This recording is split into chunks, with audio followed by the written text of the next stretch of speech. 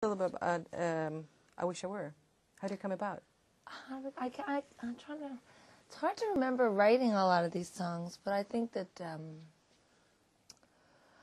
that song is. I enjoy singing. I wish I were a singer. You know, I think that's a really fun thing to sing. But it sort of talks about trying to get to that incredible feeling of freedom and soaring.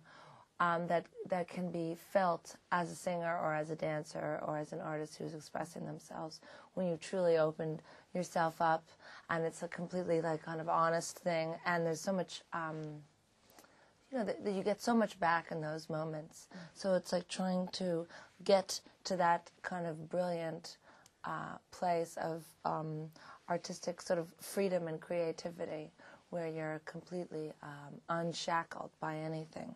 You know, where it all started, kind of.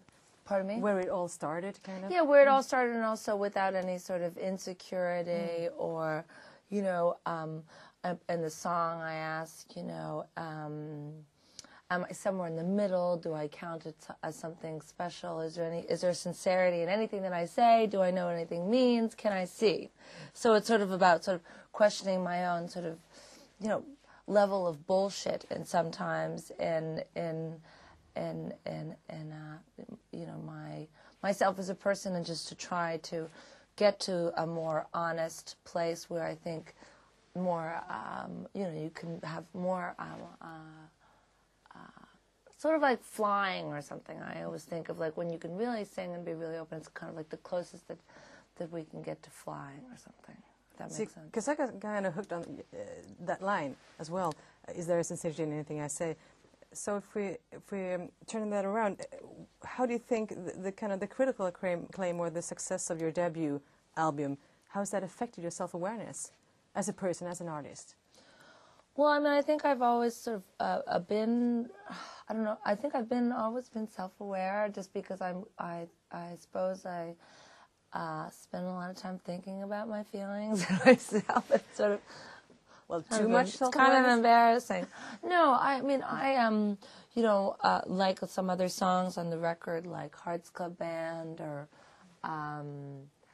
Bleeding All Over You, I think that those songs sort of show that I'm, or talk about a little bit being driven by my emotions and by my feelings, and being sort of very connected, very sensitive to these sort of things, which I don't think I'm alone in being, you know, and by sort of, you know, talking about that, I think that people can identify with that sort of, those kind of sensations. So it's personal or somewhat autobiographical, but the more personal it is, the more universal I think it becomes.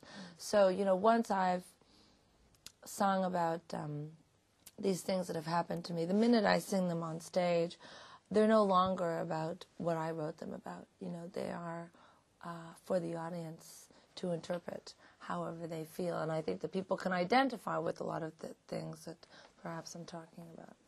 So is there any kind of censorship at all, self-censorship?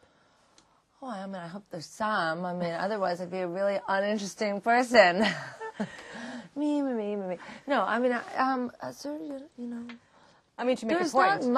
There's not much, you know, and I think that, you know, I've always sort of been willing to be very open and sort of, you know, go up on stage almost sort of, you know, with having my heart on my sleeve and not a lot of artifice, and I think that that's kind of somewhat rare for artists. So I believe in following that instinct, just because I think that, you know, there's too much of hiding behind, you know, I love you, you love me, or, you know, these lyrics that sometimes don't really mean anything. And so I, you know, like to maybe push the envelope as far as it can afford to go. But at the same time, you know, it's not worth hurting people's feelings. And I've certainly, you know, learned some lessons over the years of not to take advantage of people and things like that. You know? Do you kind of use them in your lyrics? Yeah, I mean, I do. I think people would recognize themselves in my lyrics, but hopefully through, you know, poetry and melody and making interesting phrases, and that they can see that it's more complicated. I mean, the song is just a snapshot of something that is usually much more complicated, you know. So talking about hiding behind things or hiding behind the kind of love songs and stuff, there's also this kind of image thing, the persona that you can hide behind. Right. To kind of guard yourself and protect yourself. I haven't figured that one out yet. I need to find my persona. Well, see, that's the point. Is there any kind of like occupational hazard or any pitfalls or any traps by having this kind of honest artistic expression as an artist? Well, where do you hide? I mean, I guess I always wanted to be loved for who I am or something.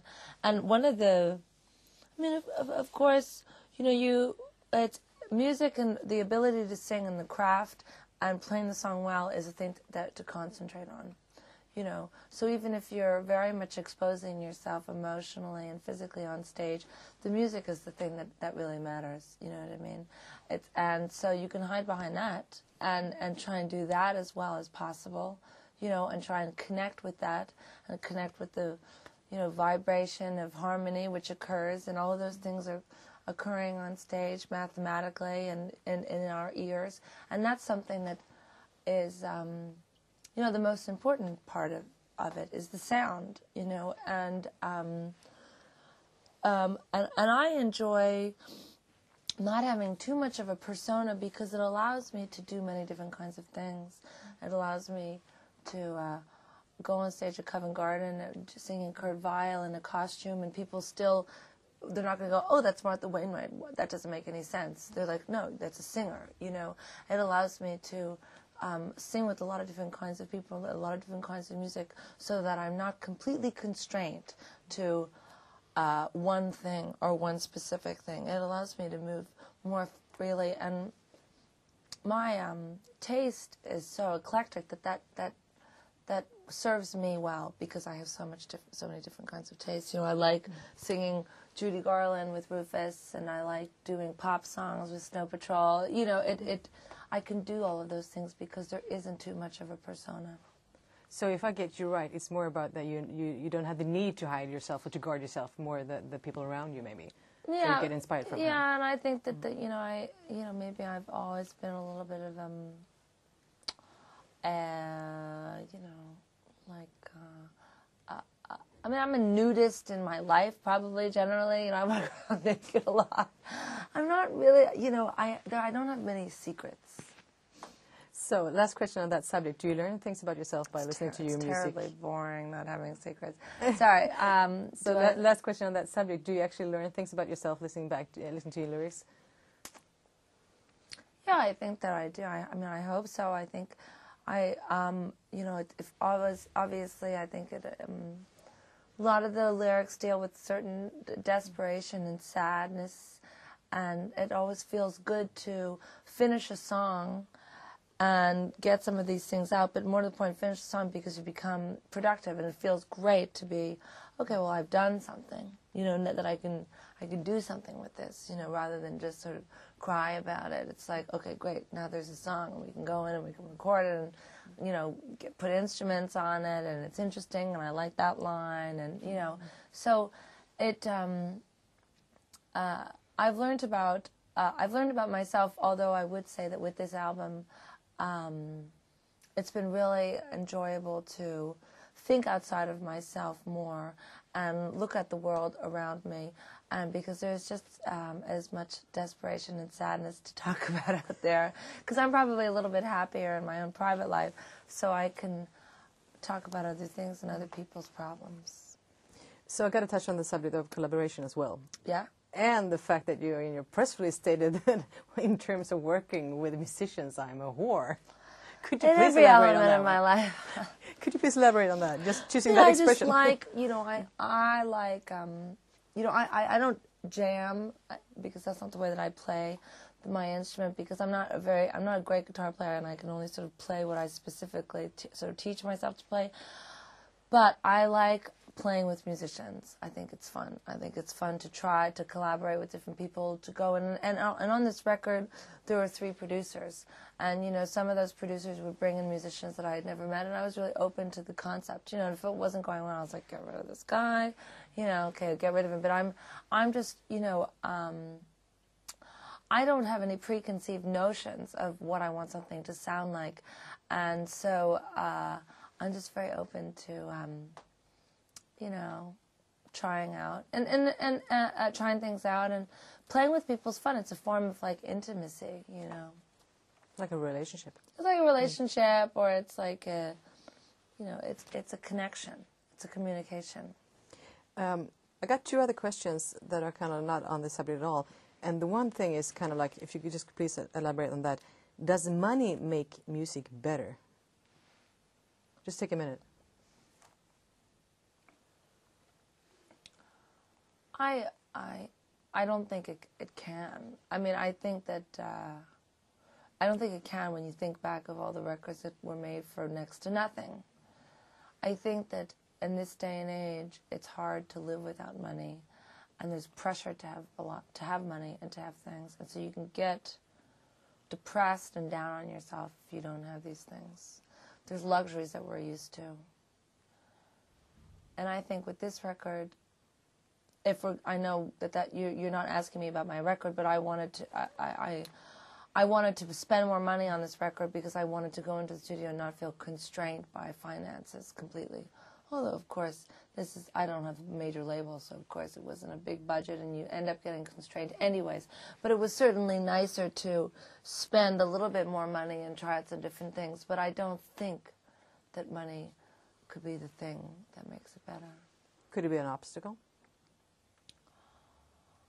I would imagine it could be more of an obstacle.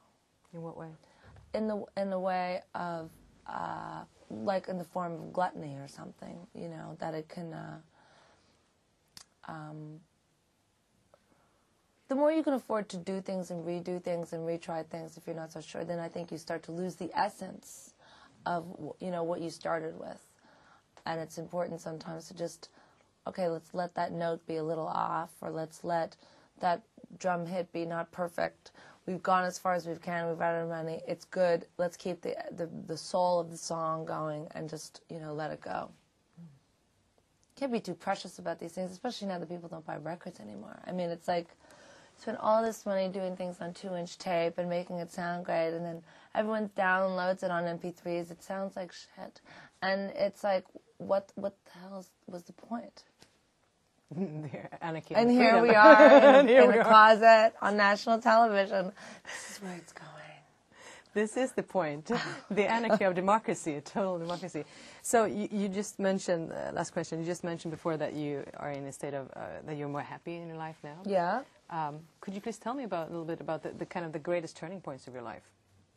Not being too private. Not to be too private, yeah. Or you could be as private as you like. I mean, obviously, one of the greatest turning points of my life, you know, was in math. I was kind of good in math in school, but kind of a lazy student. And my math teacher in New York, when I was at school at Friends Seminary, said, "What do you want to do all your life? Sing and dance?" And I realized, I was like, yes. And I thanked her for that. And just because she just said it that way, like, it's ridiculous. What do you want to do? You can't do that. And I went, oh, okay, well, wait a minute.